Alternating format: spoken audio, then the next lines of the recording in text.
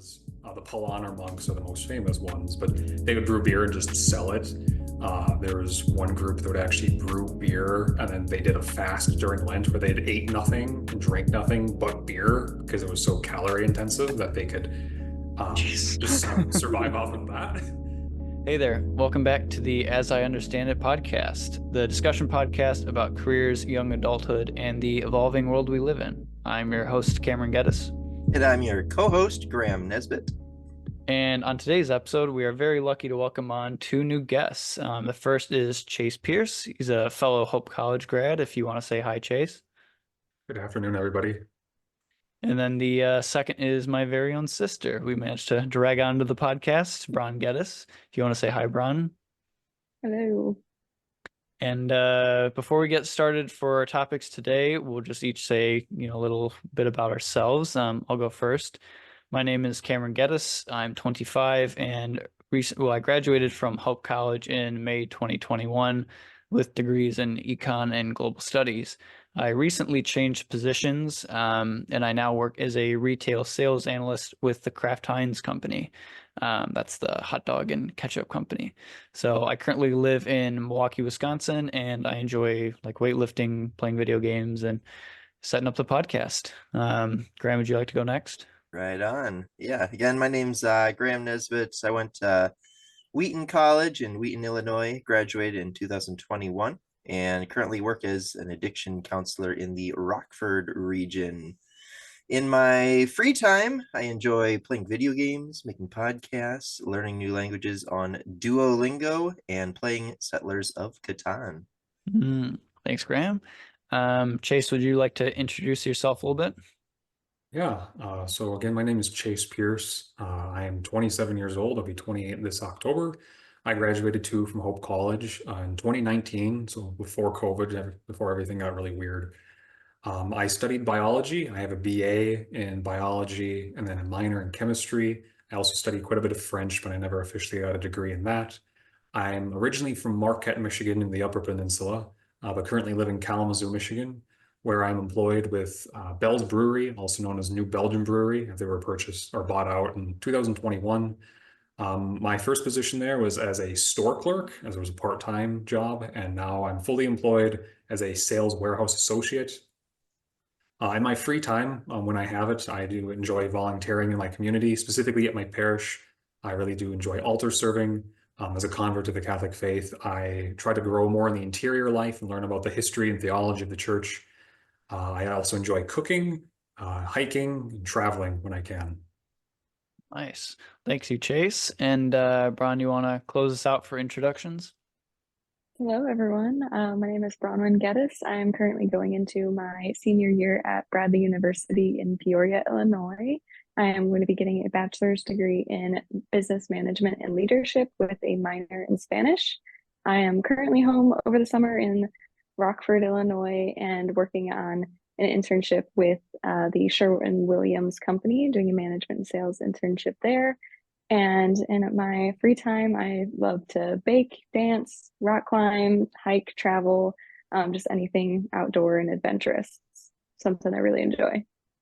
Thank you, Bron. And you may have noticed that if I were to shave, Bron and I would have the exact same face. So great to have Bron on the podcast and bring the family into it a little bit.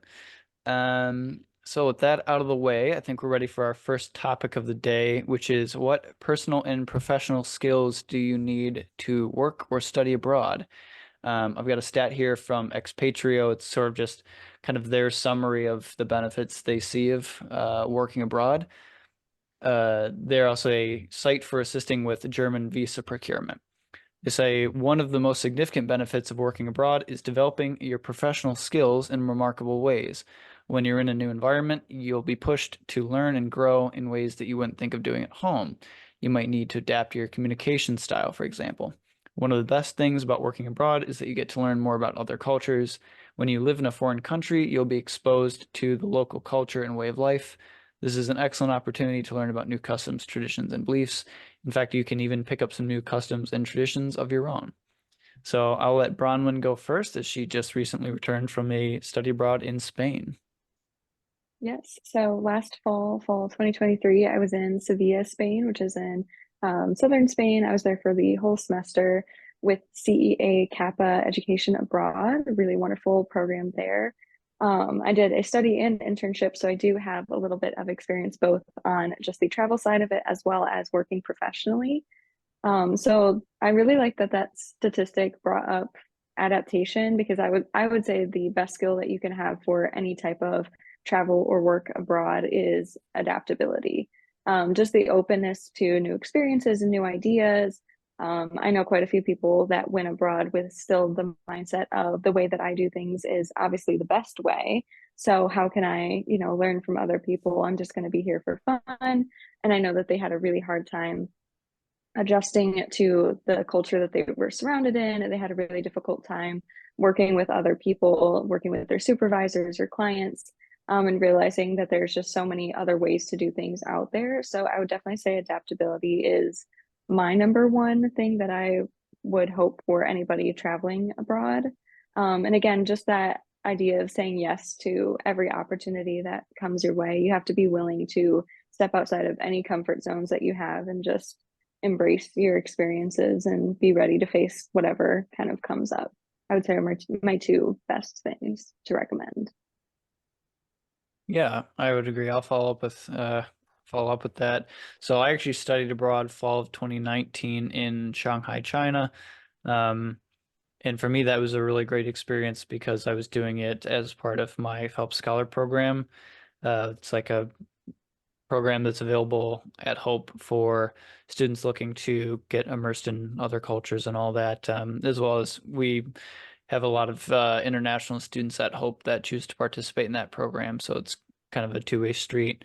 And I thought also too that, like Bronwyn was saying, when you study abroad, you kind of are as impacted by the study abroad as you're impacting the people that you meet when you're there. So I think I definitely kind of took on some Sino-Chinese outlooks on certain things and feel like it kind of introduced me to some new ways of having conversation and kind of being more reserved in some ways and being open to topics in other ways and really getting a deep dive into that culture and those mindsets. And I think it was such a nice experience being there and really being able to, I guess, just learn more about China as it participates in the world and like as it's different from the US. And certainly there are things that you have to be willing to say, like, all right, I'm a guest in this country and I need to act like it and just be open to trying new things and being open to kind of like adopting, yeah, just like taking on that worldview temporarily and being able to try new customs, try new traditions, and waiting to really get a feel for what you're supposed to be doing before just like going in and doing things. I think we have a very kind of like assertive dynamic in the US where it's like as soon as you're offered to get involved in something, you want to start like taking charge and taking the lead, and you kind of make assumptions about what you're supposed to be doing, and you kind of feel like you're open to doing whatever. But definitely the experience of studying abroad taught me a lot about patience and self-control and kind of picking up on cues that you wouldn't get just from like a US perspective, kind of learning to like read between the lines and learning to like an example of that is that like certain tea ceremonies and so on. I was on one when I was in China, and I mean, it's a fun experience. There's a lot going on that you don't quite understand because it's not just like sitting down and getting served tea. It's more about being patient, and like everyone gets to try the tea before you move on to the next one. And there's kind of this elaborate process of like cleaning dishes, and there's like a kind of symbolic gesture you can make with your hand to essentially like show gratitude for being served tea in such a customary way. So a lot of that was about not just like the drinking of the tea as a beverage, but more about kind of like participating and listening on the history of the teas. And it's very subtle in a way that you might not get if you weren't interested in studying abroad or like hadn't experienced something like that. So it's kind of a microcosm of it's kind of one example of some of those experiences. And I think everyone, even if you're just in the US, should try like visiting a different geography in the US or maybe going to like Chinatown or Koreatown and just try to find the most authentic experience you can. So, Graham, I don't know, maybe if you want to follow up with that.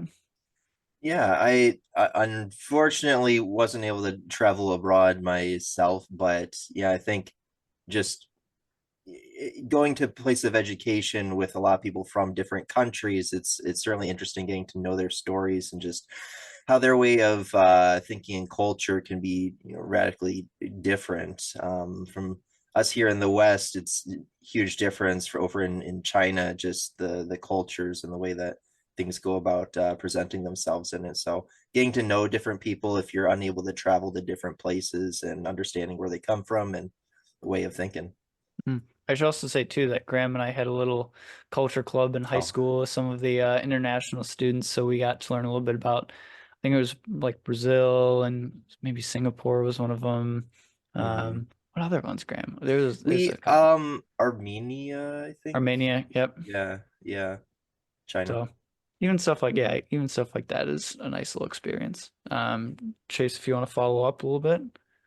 Yeah, so like Graham, I've never actually studied or worked abroad, but I have traveled. I was actually in Italy and Ireland last year, specifically visiting monasteries. And then the last time before that was France and Italy in 2013 for a high school trip. So just from my experience, I think obviously knowing the language, you don't have to be fluent, but that's a given. But being, as Bronwyn was saying, adaptive to the culture, even when you travel to was deemed like Western civilization or Europe, it's going to be a lot different than American culture. So you can't just assume it's going to be the same. I think the courage to ask questions, so you can actually immerse yourself in the language and not do something more egregiously wrong if you didn't ask the question in the first place. Sure. A willingness to listen and observe. I think Americans don't always make like the best people watchers, but I think if you just like sat on a porch or a stool and just looked at the way people are acting and around you, that's a really good way to learn in case you can't ask anyone else. And then this is probably my biggest one is the humility to be wrong or corrected or embarrassed. I remember trying to like say that I'm ready to pay in Italy last year, and it's a really simple word, just il conte, it's the bill, please. And I was just making it overly convoluted, and the waitress just kept looking at me like, "What are you saying?" Um, so yeah, just be willing to be embarrassed, and it's okay. Like they're not going to jail you for speaking the language wrong or making a slight cultural gaffe. It's a lot better to deal with it graciously, and it also makes you more humble down the road for other things too, when those arise. Yeah. Chase brings up a good point, is that like making an honest effort at the language is really appreciated and goes a long way. So I'll actually follow that up into our next question, which is what are some benefits of speaking multiple languages? So I've got a stat here from East Los Angeles College. It says learning a new language boosts cognitive functions. A 2013 study published in the International Journal of Bilingualism found that bilingual students tested higher than monolingual students in cognitive control and problem-solving ability. Learning a new language enhances and improves memory. The Scandinavian Journal of Psychology notes that bilingualism creates advantages in terms of cognitive abilities, including memory. Speaking a second or third language will boost confidence and increase self-esteem. They also note that in a globalizing world, knowing a second or third language gives you an advantage career-wise. According to Auburn University, 4 out of 5 new jobs in the U.S. are created as a result of foreign trade. So your marketable skills in the global economy are improved if you master another language. So I'll go first on that, just following up that stat. I think that everything noted in there is accurate or pretty accurate. I think that for me, learning Chinese, so I'll just talk from that perspective, because Chinese is not like what's the like Roman language or like Greco-Roman language. They actually they don't use an alphabetic kind of typography. It's pictographic. So instead of having really letters, they have different types of strokes. I think there's 8 different types, and the way in which you combine them represents different things. And I won't attempt to gesture here as to how you would do that, but essentially you have different radicals that convey meaning, and then you combine them in separate ways. So it's sort of like Pictionary, but as if Pictionary had a set of guidelines that people knew at base that you would combine in different ways to make larger words out of subsets. So that's like the easiest way to explain it. Is there not, there's no way to memorize everything visually. It's kind of guidelines, and then you memorize the tones from there, the tones and the pronunciation, which are also separate. There's four tones, and then there's also a neutral tone. It's very difficult to convey. You have to study it for a long time if you're not used to a pictographic language. But of course, if you knew Japanese, which I believe is also pictographic, it would be an easier jump. And if you knew Korean, which is alphabetical, but I think Korean is an alphabet, but like that would be closer intermediary. It's all good experience to grow your skill set and kind of mold your brain in a different way. And I think too that's just an example of the type of problem solving they were talking about. Is a lot of times you won't know things precisely, and you just have to get really good at making educated guesses. So I think that's true. And I also know from having studied abroad, a lot of the people that chose to study abroad kind of got careers in those fields or used it as leverage for whatever their end career ended up being. So I've got a couple friends that kind of had jobs coming out of college related to that. So I think that is a really good case in point there, but also too that some other benefits might just include kind of that neuroplasticity of being able to change the way your brain works and kind of change what it's capable of doing by trying new things. And you definitely start at the level of like a toddler, but the being able to kind of practice it, especially with native speakers, if you can, is very helpful and gets you up to that higher language level fast. So I actually, when we were visiting Bronwyn in Spain at the end of her study abroad, Bronwyn was trying to help me with some basic Spanish, all of which I've forgotten at this point, but I know it has its own rule sets around like nosotros, vosotros, y tu. It's kind of it's the extent of what I remember. But and again, another type of language like closer to English, but still has its own quirks, and the attempt at learning it does a lot of good for your brain. So, Bron, if you'd want to follow up on that. Yeah, definitely. So I definitely had a really great experience trying to continue my Spanish education while I was living in Spain. The thing that I've realized is kind of similar to what we were saying earlier about how people are just so accepting of people trying their hardest to learn something, even if they're making mistakes along the way. So I had a really wonderful time. I feel like everybody that I met while in Spain, if I was trying to speak Spanish with them, they were really welcoming, and they were just happy to see that somebody was trying to learn their language and connect with them in that way. I think there's definitely the stigma around, especially Americans traveling abroad, of again, having that culture of we know what's best and we can come here and kind of take over. So I think they just really appreciate it when they see people that don't have that mindset and come abroad just wanting to learn and connect with the local culture and language. So that was my experience with that. And I think Spanish is definitely interesting because people, I say Americans and such, definitely have the mindset of, oh, well, Spanish is so similar to English. So if I want to pick it up, I can just learn it really quick. Unfortunately, it does not work like that. I have firsthand experience with it. There are a lot of similarities in certain vocabulary that makes it easier to transition, definitely from, again, English to Spanish compared to English to Chinese or Japanese or any of those, because again, those are so different just the way they're structured. But Spanish definitely becomes a quick rabbit hole of vocabulary and grammar especially, and all the different verb tenses and everything. So it's a lot more, it's kind of like an iceberg. People just see, the very tip of, all the words that we already know and we hear kind of daily in local cultures and things like that. But there's so much underneath it that you don't know until you start exploring it. One of my favorite phrases is, you don't know how much you don't know. And that's definitely how I feel about learning languages and my experience with learning Spanish. So in terms of why I think it's helpful professionally, my biggest thing is just being able to connect with people. If I can find ways that I can reach out to people and feel like I can build a relationship with them and build that bond, I think that helps so much more professionally than just doing a good job or giving them what they need. That sort of one-on-one personal level can add so much to business relationships. And I think language is a really big part of that.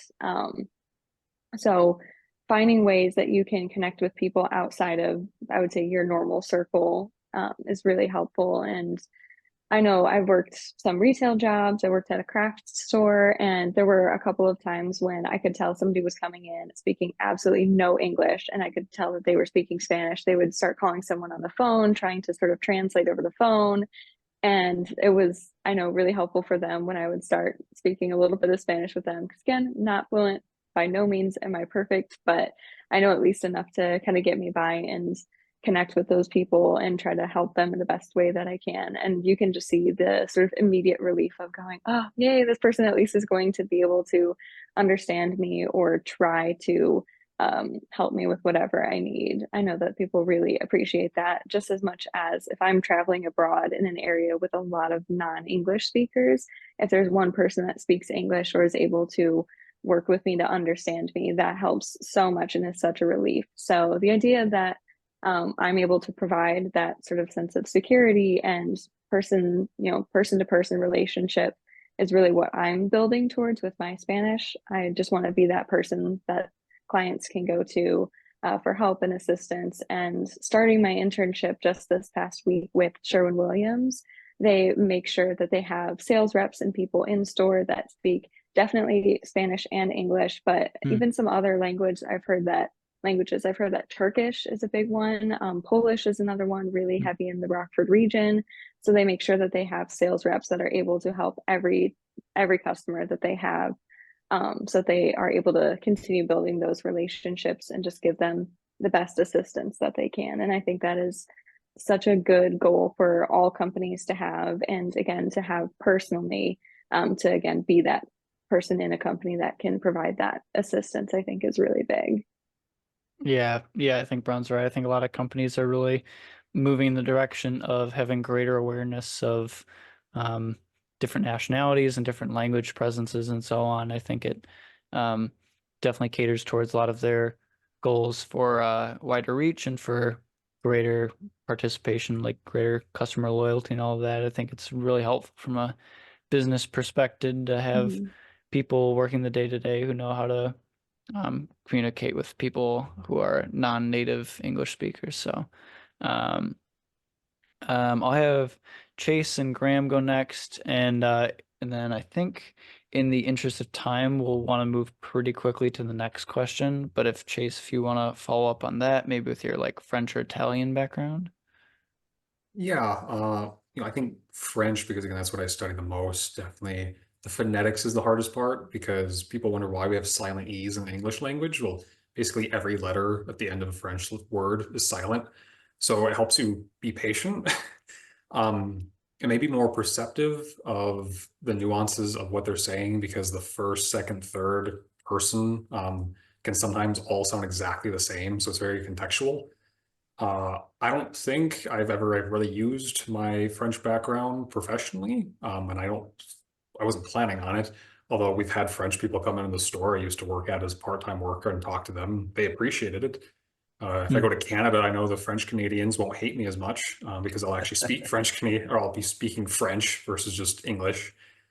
I think the greatest thing, though, about the benefit of speaking a language is actually understanding the world from a different perspective. And what I mean by that is that I think there's a theory out there that the medium in which you use to communicate affects how you perceive things. So people who code are able to communicate things differently than people who are mathematicians versus people who are more artsy. I guess the best example would be like in Italian, there's two ways of saying I love you. There's te amo, which most people just assume that's like the only way, but that's actually more of a romantic, erotic form of love. But the other platonic way of saying love is ti voglio tanto bene, which is actually like literally translated means like I love what is good for you. And that actually parallels very well like the Christian understanding of caritas or agape, like willing the good of another, and being able to make those connections I think just makes someone a much better rounded person, and they can appreciate what language has to offer. It's not just saying like, I want something, but it's understanding like how someone looks at the entire world around them. Yeah. Yeah, I think that's great. I'm glad you brought that up. I think it's an interesting little tidbit and definitely shows how culture and language reflect each other. Graham, any thoughts on that before we move to our last question? Yeah, so my language background, did Spanish in high school, French in college, and now it's Russian. And while I'm not fluent in any of them, I think it has generally helped just as an interest being able to pick up vocabulary and get an idea of different cultures and things like that. As for the Russian, I'd often stream video games, and I'm a night owl, so I'm streaming around 3 a.m. 3 a.m. in the US is about the time when people are waking up, going about their day over in Russia. So I've gotten to know some Russian individuals online and have had basic conversations with them. So it's a good way of, for one, if you're in any form of entertainment or media, building your audience with people of different countries and nations, but it's just a general useful thing to have. Yeah. Yeah, I agree. I'll go to the last question and kind of maybe we'll give a little quick summary from each of us on that. So the next question is, what is an indication it's time to switch companies or industries or fields of study? So I've got a stat from Anywhere Club, which is a career boosting website. Data shows that the average salary increases by about 15% when changing jobs. And recent studies found that 69% of new hires who left their old job voluntarily earned a higher salary. Financial considerations are a prominent reason why many search for new opportunities. New employers also offer attractive benefits such as stock rewards, signing bonuses, and healthcare packages. Salary negotiations often outpace internal promotions. External hires earn about 18% more than promoted workers. Job hopping can also allow you to exit a negative situation. And they listed some causes as like poor management, toxic culture, lack of healthy work-life boundaries, and so on. So the article also cited improved work conditions and career advancement as other pros, with transfer stress, financial and personal risks, and loss of internal connections as possible cons. So just some stuff to chew on there. I did recently change companies, but I'm going to refrain from getting like too into the specifics of that and more just say that in my case, I was working for like a market research firm and had a great time there. I love that company, and my career change was really driven by a desire to round out my experience with working on the supplier side of the food industry. So like that's why I personally made the jump from Circana to Kraft Heinz. But Graham, maybe do you want to start with a bit about making a big change and along those lines? Yeah, I'm been with the same company, but in a different position from when I first started. I do think that as far as finance wise, yeah, I do think you're typically able to get more from going to a new position. So that's not to say it's a good idea just hop from one and to the other to try and do that, but pick a position, get your foot in the door, get experience there. I'd say a year is a good, number to stay with. And then once you have the experience and understanding of that, maybe at that point, if you feel so led, look at something else that is potentially new for you, some area like you are doing, getting more experience in different realms of the same industry or business, and be able to add to your resume. The more you know, the more you learn, the more you earn. So keep it going. Yeah, I agree. Chase, maybe you want to talk a little bit about kind of your career path from your biology background and kind of how that may have influenced or not influenced your transition into working in the beer manufacturing. Yeah, so basically I went into biology when I started college because I wanted to go into medicine. And as I mentioned earlier in the podcast, I came into the Catholic Church in 2017, and it radically altered my worldview. I wanted to pursue medicine really for money, not for better reasons. So I was still studying biology, and it was the end of my sophomore year, and it's a little bit more difficult to shift majors at that time. So I think I just stuck with it, and recognizing that, a major or whatever you study in college is not deterministic of what your life is going to be. Again, I work in sales now. I don't use biology at all whatsoever, and they still hired me, thankfully. So don't be overly concerned about that. Like if you're a junior or senior, like, oh no, I have to change because the market says this, or I just suddenly realize I have this love for something. In terms of companies, I've had 6 jobs since 2012. I've been employed since 15. And I think that, as I get older, it's important to assess like what your state of life is. Like if you're a father and husband and you have a mortgage, you shouldn't probably try to do job hopping as much. Like you need to have that stability. And I'm just a stable, quote unquote, person by temperament and nature. So I don't even like to look around for jobs, even if I knew I was going to get paid more at another place. And then you also have to ask the question, like, are you bored or are you miserable? Like, if you're bored, then maybe you need to reach out to your manager and see, like, are there other duties you can do or things you can learn? But if you're objectively miserable and you hate your life going to your job every day, then yes, I would say that maybe it's time to make that jump to something new. Or maybe try and fix it too. I mean, it depends on what's exactly causing you to be miserable. So I always tend to err on the side of if you have something good, stick with that versus just the risk of possibility. So Yeah, I agree. I think it's definitely good to aim for new stuff, but also like there's nothing wrong with being where you're at if you like it or if you see a good path forward, just continuing at your current position or in your current industry. Brian, any thoughts before we wrap up? Yeah, not too many, and I know we're pressed for time. I've been very grateful that I have chosen a major and stuck with it, and I don't plan to change it in my last year at school, thankfully. And in terms of jumping around from companies, I've mostly been doing internships, which are short term anyway.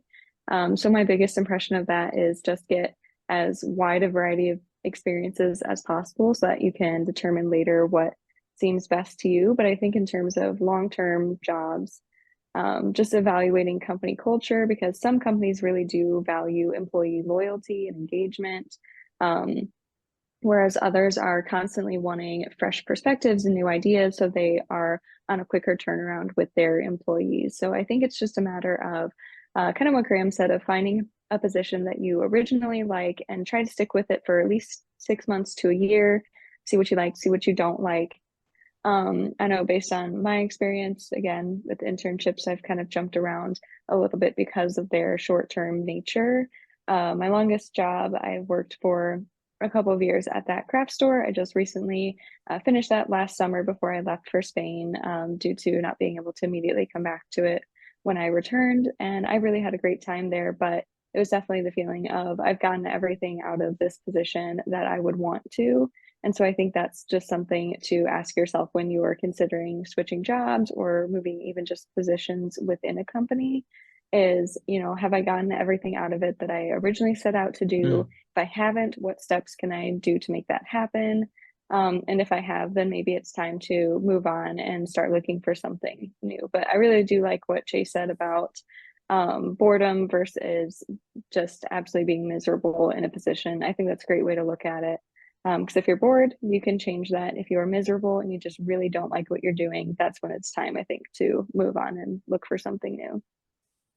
Yeah, I agree. I think that's a really good indication of just stay as long as you're some advice I got a long time ago was basically just like stay as long as you're learning new things. And when you're not learning new things or there is no ability to learn new things and your upward mobility is dependent on you learning new things as opposed to just time you put in, then it's a good idea to consider other options. And you don't have to make it right away, but I think also just being connected on social media and like keeping your eye on new opportunities, that trying to stay ahead of the ball is really good. So with that, I think we've covered really everything I wanted to get to today. So just want to thank my wonderful co-host Graham Nesbitt, as well as our fabulous guest stars for today, Bron and Chase. They set out a lot of their time to come on the podcast, so we appreciate that.